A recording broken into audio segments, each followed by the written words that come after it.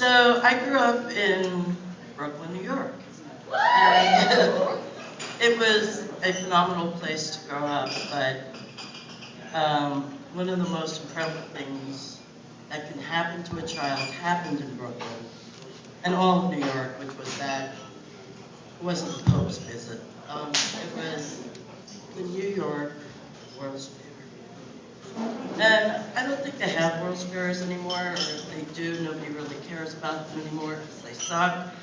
But the New York World's Fair was like having every single Disney kind of land, and Noah's Ark, and Six Flags, and everything else rolled into one, and it was a half hour from my house.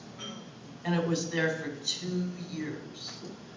And so we went like 30 or 40 times. We were just like World's Fair junkies. And my older brother was kind of a Weisenheimer kid. He was an instigator.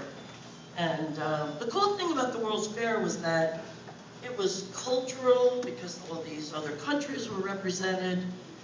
And it was also very futuristic. So like in the 60s when this happened, GM and Chrysler and GE, they were like big companies. And the rides that GM and Ford and those places would do, you got into real cars. And you got to kind of like act like you were driving the cars, and it was just a wonderland for a kid. And there was a lot of other kinds of corporate pavilions and stuff. And one of them was the Lifesavers Pavilion. And the Lifesavers was basically an elevator ride up, maybe 5 stories. And then on the top of it was this huge white lifesaver.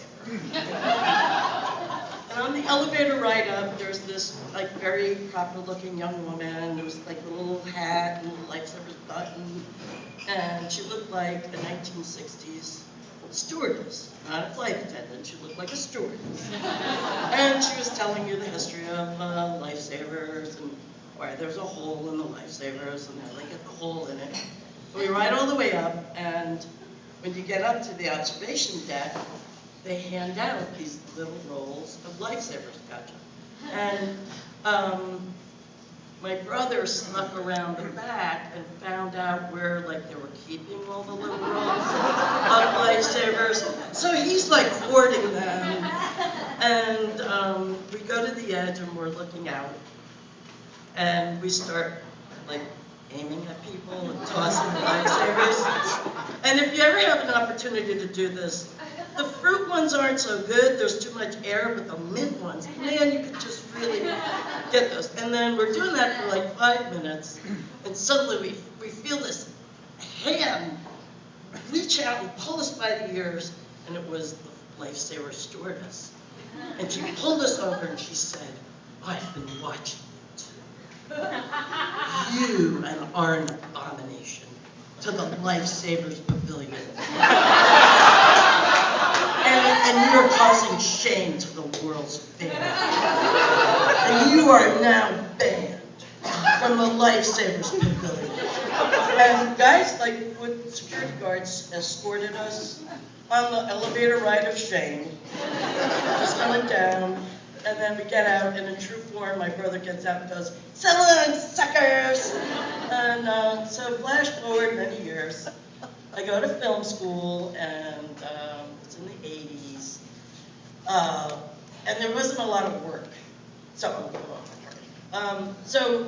I got a lot of freelance work with corporations.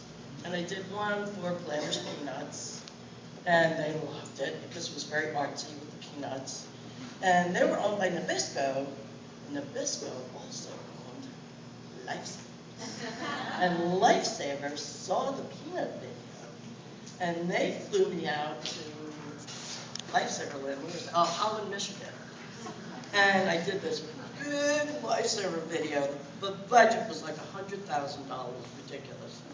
And in the video, the fruit were the really good ones, the fruit flavors, because they were colorful.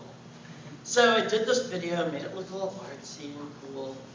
And then they flew me out again for the big premiere.